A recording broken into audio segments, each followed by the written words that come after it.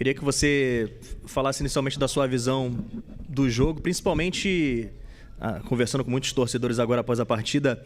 Foi uma ótica, pelo que deu para entender da maioria, no primeiro tempo, que o Flamengo poderia ter meio que resolvido a parada. E dentro do equilíbrio do segundo tempo, o time soube segurar também o momento de pressão do adversário. Eu queria saber se você concorda com isso e explicasse a sua visão do jogo. Mais uma vez, parabéns pela vitória. Obrigado. Foi um grande jogo. Foi um jogo com uma vitória com nota artística, como diria o treinador que eu tive. Os jogadores estão com um nível de confiança altíssimo, estão muito bem. O time está muito bem. E temos que manter nesse nível, de humildade e concentração, que a temporada nem começou ainda, né? Então, fiquei feliz porque foi um grande primeiro tempo, o time dominou absolutamente em todas as fases do jogo, em todos os momentos do jogo, com e sem bola, pressão alta, quando teve que baixar o bloco, baixou, todo mundo desceu.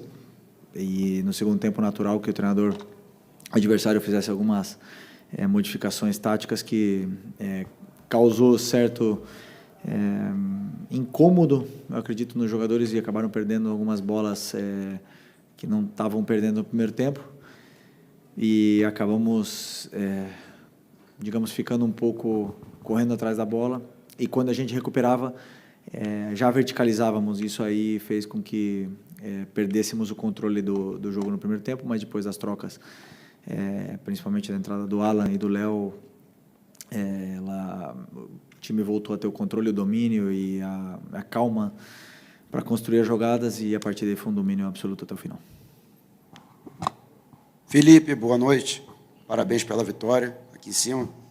Ok, boa noite. E queria que você falasse a respeito justamente desse momento de um pouco de desequilíbrio no segundo tempo e até das ações propostas pelo técnico do outro lado, Fábio Carille, e das alternativas que você buscou para tentar mudar aquele quadro em que o Vasco chegou em determinado momento a pressionar o Flamengo, colocou uma bola no travessão, né, para manter a vantagem e até ampliá-la já nos minutos finais. Quando você vai para o intervalo, sendo que quase não tinha nada para falar para os jogadores, não tinha detalhes mínimos para corrigir, detalhes finos mesmo. Então, assim, sabendo que o treinador adversário vai mudar, que vai fazer alguma mudança, que vai, ou até mesmo ou tática ou alguma troca de algum jogador, mas eu não sei o que ele vai fazer. Então, eu não consigo avisar para os jogadores o que vai acontecer. Eles têm que entrar no segundo tempo e, até a gente entender o que está acontecendo, resolver. Mas a bola na trave veio de um erro nosso, de uma perca da bola. Então, são algumas coisas que podem acontecer, né? São naturais do jogo, né? Ninguém domina os 90 minutos, é impensável fazer isso. Mas, como eu falei, o time em 90 minutos dominou praticamente 70. Então, e natural que nós estamos num clássico e o adversário também joga. E tem grandes jogadores, tem um jogador Coutinho e Vegete, são jogadores de altíssimo nível, e obviamente que o Vasco ia ter o domínio e o controle em algum momento do jogo, e tiveram, mas o time conseguiu superar essas adversidades e outra vez acabar sem tomar gol, que é importante. Felipe, Raíza Simplício, da Gol Brasil e da revista Placar. No final do jogo, a gente teve ali um princípio de confusão ali em cima do Wesley, né? Ele estava com a bola, foi dar um passe, virou a cara, e os jogadores do Vasco se sentiram desrespeitados. No final, ele, inclusive, deu uma entrevista e falou que todo mundo sabe dar passe virando a cara. Ele citou o Coutinho. O Coutinho tem vários passes virando a cara e ficou bravo, né? Ele destacou isso. Eu queria saber qual é a tua opinião, por que tem acontecido isso, os times estão, de repente, jogando bonito, como você falou, com nota artística, e o adversário, às vezes, se infla, se sente desrespeitado pelo fato do adversário estar jogando bonito. Não, sim, não. Mas o jogo foi limpo, absolutamente limpo. No minuto 95 aconteceu essa jogada que o próprio Wesley pediu desculpa. Ele sabe que ele está errado. Eu adoro jovens, moleques que gostam que sejam abusados, que sejam ousados, que vão para cima, mas que não desrespeitem. E isso é normal, eu também fiz muito isso. Já tive na pele dele, já fiz muito isso, e depois a gente aprende. Pode ver que não é o Danilo, não é o Léo Ortiz, não são esses jogadores que vão fazer, normalmente são jovens. E eles vão passar por isso e dá confusão porque são clássicos. É basicamente isso. Hoje foi um jogo totalmente limpo, respeitoso das duas equipes. Eu contra o Botafogo não posso dizer a mesma coisa, mas hoje não tenho nada para falar, senão respeito o máximo pelos jogadores do Vasco. Vencemos na bola e o jogo foi todo na bola. Oi, Felipe. Aqui Sérgio Lobo, TV Globo Sport TV.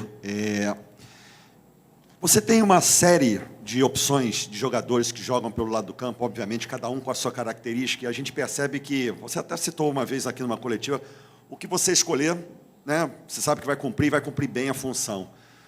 Mas em relação ao Arrascaeta, quando você, por exemplo, ou ele não joga, ou retira ele, como foi hoje durante o jogo, eu estou percebendo que você está, de repente, buscando adaptar ali alguém. Parece que hoje foi o Plata que você fez ali a função, mesmo tendo entrado ali o Luiz Araújo. Você acha que a função do Arrascaeta não diria um problema, mas é uma função ali que você ainda não está bem, você não está bem guardado ali quando você tem que fazer situações e ele não está no jogo ou iniciando ou durante?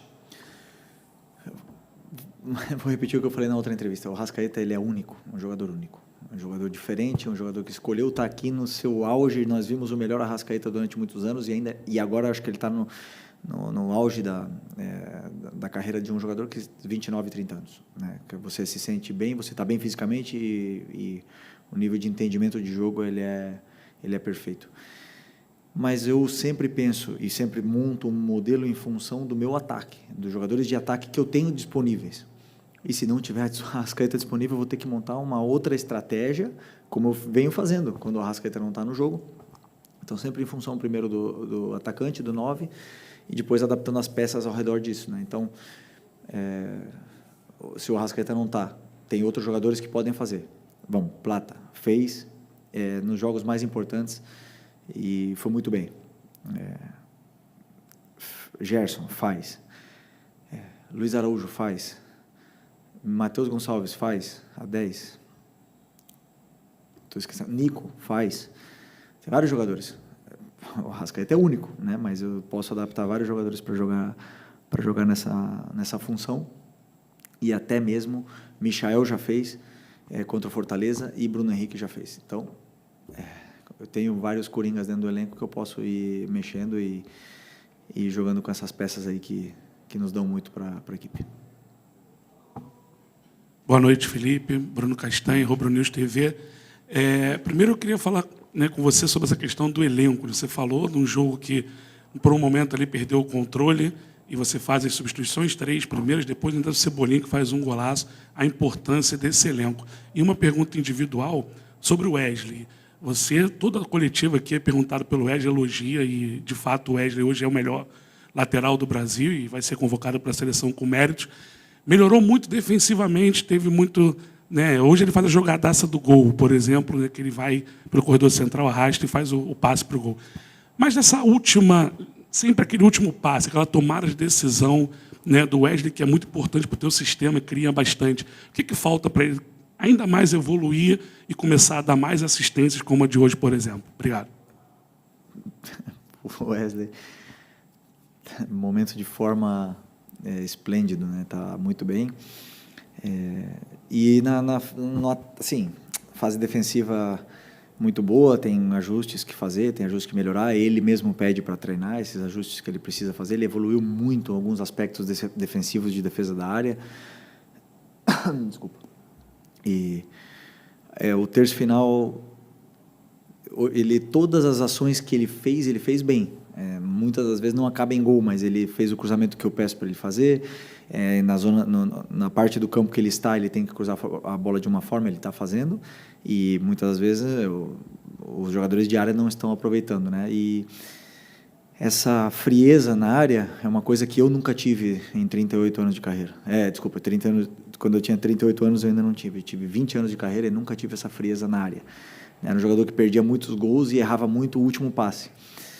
Mas sempre acreditei porque nunca me falaram que tipo de passe, ou como dar o passe, ou onde os atacantes iam estar em cada momento. E estamos falando isso para o Wesley e ele tem feito tudo. Então, está num momento maravilhoso e esse momento está naquele flow, né? Que tudo dá certo e ele está desfrutando e se divertindo no jogo. E a gente vê que ele está se divertindo, ele está feliz, a confiança está lá em cima e temos que manter ele nesse momento. Felipe, boa noite. Só desculpa, sobre a questão do elenco ali, das substituições, né, dessa importância desse teu elenco, como o Cebolinha, que voltou hoje e fez um golaço. O elenco do Flamengo é incrível. Já falei muitas vezes, eu acredito firmemente que é o melhor elenco da América. É um elenco altamente qualificado, completo, e poder colocar o Cebolinha no segundo tempo é uma maravilha. Então eu já falei para vocês, sou extremamente feliz de poder liderar esse elenco aqui e ter essa máquina na mão. Pessoal, pedir para que cada um faça uma pergunta. A gente tem muitos pedidos, se cada um fizer 2, 3, tá? Vamos lá, Igor. Felipe. Pode falar. Boa noite, Felipe. Parabéns pela vitória. João Pedro Fragoso, Jornal Globo. Na primeira resposta que você deu, você falou um pouco das mudanças táticas que o Carille fez e o Vasco conseguiu igualar a partida. E teve uma mudança que o Vasco estava no 4-3-3, depois começou num 4-2-3-1, depois um 3-6-1 ali. Eu queria te perguntar como você recebeu essas mudanças táticas e o que você pensou para respondê-las. Logo depois você fez um pacotão de substituições, colocou o Léo, colocou o Alan e colocou o... Não lembro quem foi o terceiro jogador. Mas, enfim, acho que foi o Luiz Araújo. Mas, enfim, como você recebeu essas mudanças táticas do Carille e como você pensou em respondê-las para o Flamengo conseguir depois ficar superior de novo na partida e chegar ao segundo gol? Obrigado. Bom, quando começa o segundo tempo, eu vejo como eles estão saindo da pressão e vejo o porquê que eles estão saindo da pressão. E, claro, tem jogadores que... o exemplo do Varela, que já tinha falado para mim que a gente já tinha combinado de não jogar mais de 60 minutos, o Arrascaeta... Já tinha combinado, e esses jogadores, eu estou querendo dar, principalmente para o Arrascaeta, essa sequência de jogos para ele poder, porque o Arrasca é um tipo de jogador que ele ganha forma tendo mais minutos, e agora ele já está mais preparado para poder ter essa sequência, então a gente combinou para tirar, né? Mas esses jogadores não estavam chegando no momento certo, na minha visão ali do banco, para pressionar junto com os outros companheiros que estavam indo. Então, estavam acabando saindo da pressão algumas vezes, nos empurraram para trás, e quando a gente recuperava a bola, a gente não estava conseguindo mantê-la, porque estava tentando acelerar o jogo muito rápido, né? Então, começou a virar um pouco o jogo de ida e volta, isso cansou os jogadores que estavam mais cansados e assim, foi rápido a leitura, mas obviamente que já estava tudo pensado, porque esses jogadores que iam entrar nos dão muito controle, muito volume de jogo, e já com isso já controlamos de novo e já começamos a ter a bola, as chances de gol e o domínio do jogo, né, novamente. Então foi natural. Felipe, boa noite. Igor Siqueira do UOL. Você termina essa Taça Guanabara e também a Supercopa sem perder clássicos, mas ao mesmo tempo você diz que a temporada não começou ainda. Quanto esse desempenho nesses clássicos você está levando para frente para determinar se nesse momento do ano, 16 de fevereiro agora, você tem ou não ter um time titular ou uma tática titular necessariamente, diante da rotatividade que você está propondo do time? Me explica um pouquinho melhor a tua pergunta, desculpa. O peso dos clássicos, ele influencia para você ter ou não ter nesse momento um time titular? Como é que você está vendo a construção do time titular diante do resultado que você teve nos clássicos? O time titular, ele é feito durante a semana, dependendo do que os jogadores falam para mim no campo. Então, eu vejo o que está acontecendo no campo, eu vejo como estão fluindo as coisas, como eles estão se relacionando, a química entre eles, e aí o time titular é decidido aí. Eu não posso nunca decidir um time titular para um jogo daqui a 2 semanas.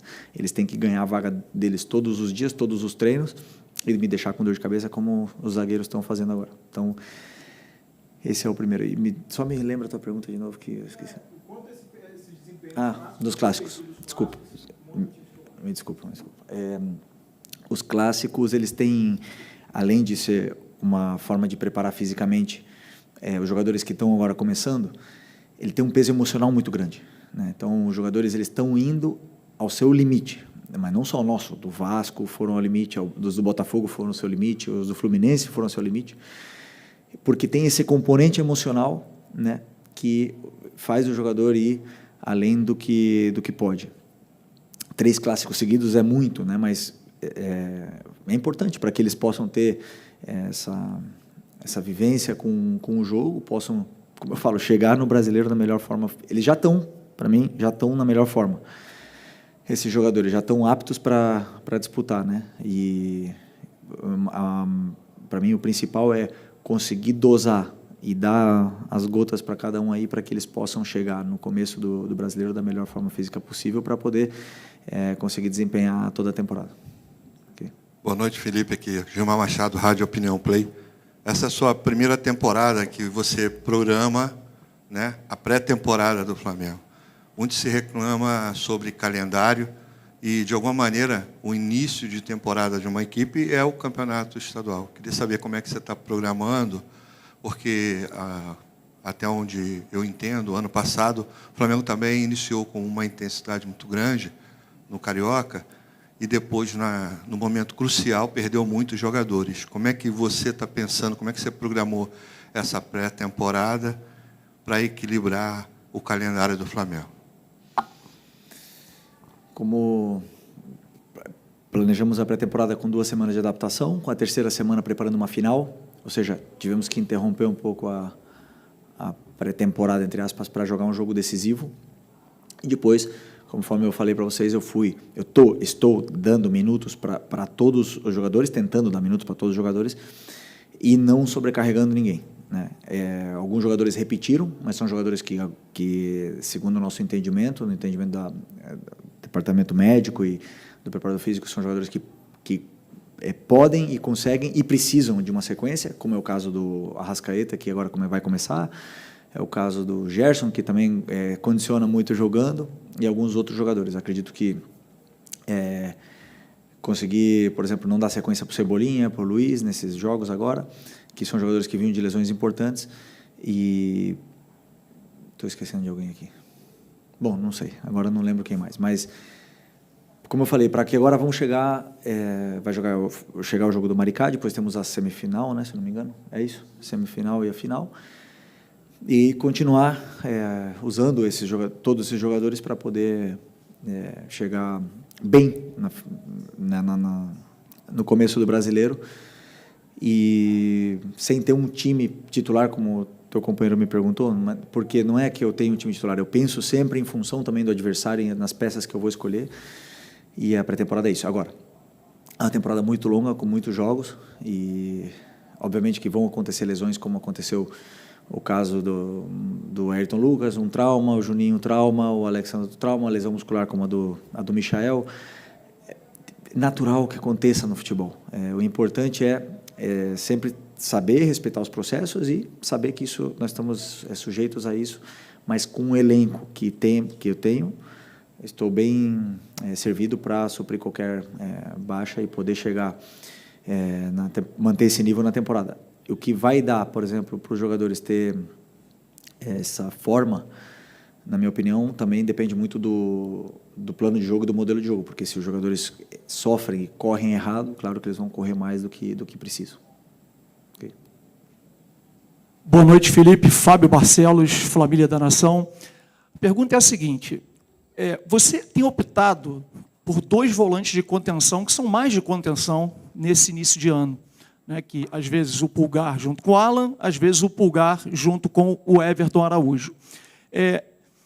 Isso é definitivo ou é algo que você encontrou o time dessa maneira ou é algo que você ainda pretende mexer? Por exemplo, você tem o Gerson, que pode jogar nessa função, você colocando o Luiz Araújo na função do Gerson.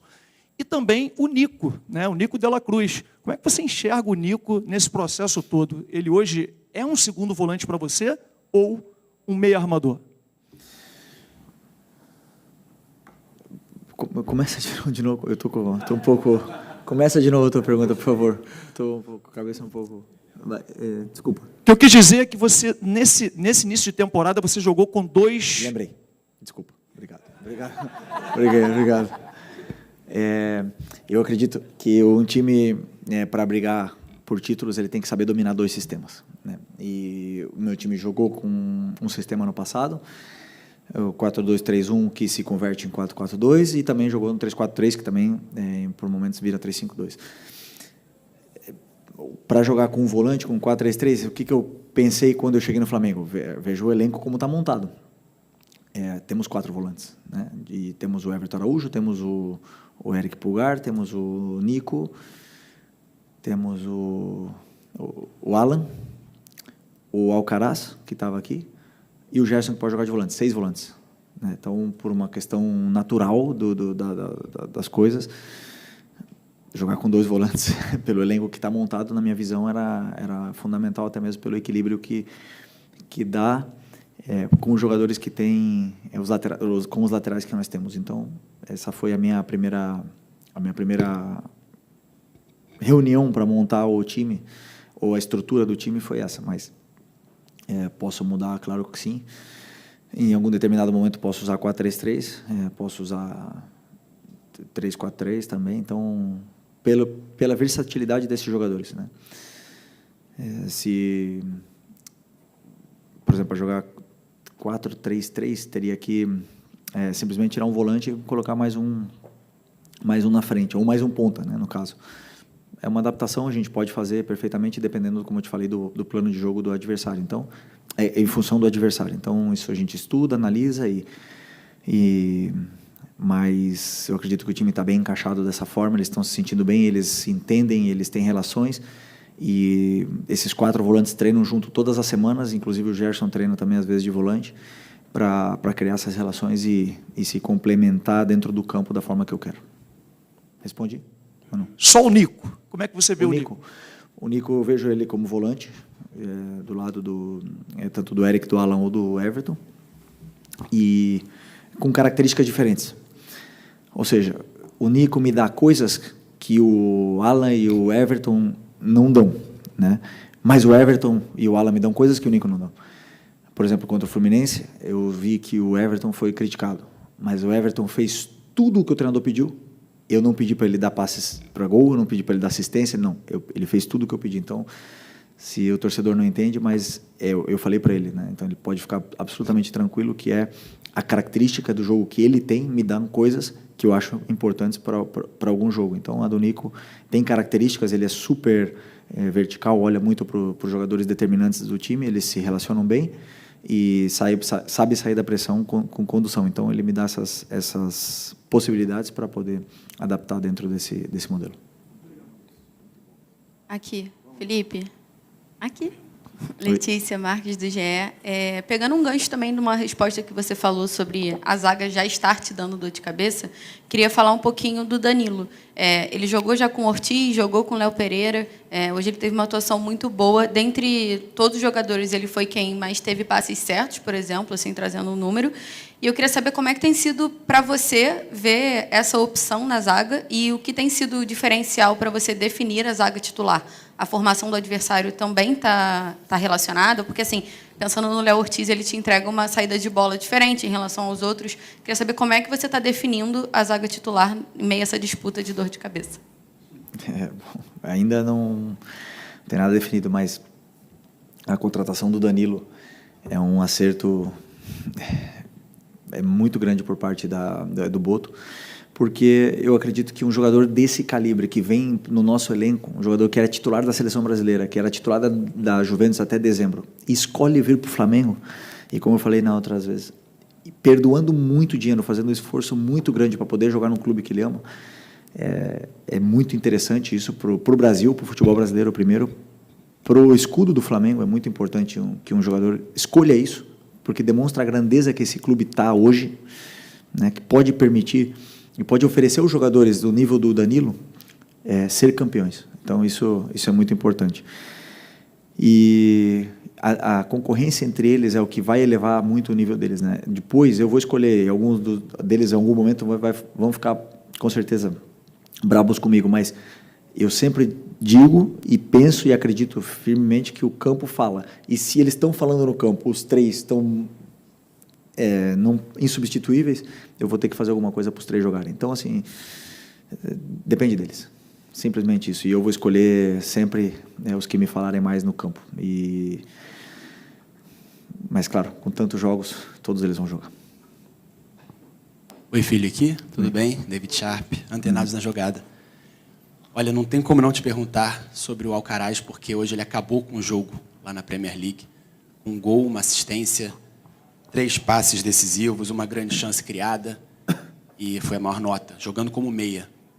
E aí muita gente está falando, né, nas redes sociais, como é que pode o Alcaraz jogar na Premier League, você jogou na Premier League, no Chelsea, e servir para a Premier League desse jeito e não servir aqui para o Brasil, sendo que a Premier League é considerado o campeonato mais forte do mundo, do jeito que é. Culpa do treinador? Não.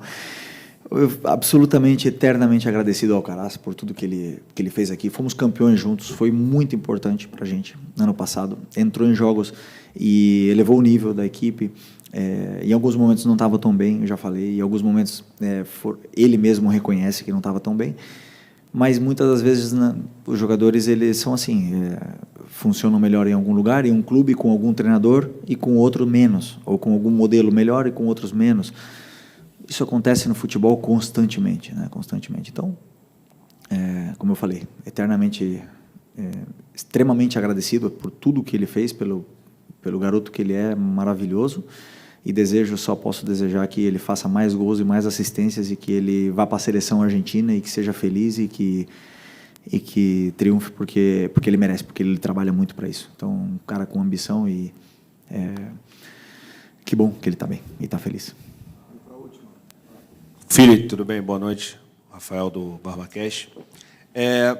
A gente está tendo um campeonato carioca, tudo bem que você está, né, respeitando, mas também usando como pré-temporada, mas existe a possibilidade de não ter nenhum dos 3 grandes nas próximas fases e disputando o campeonato.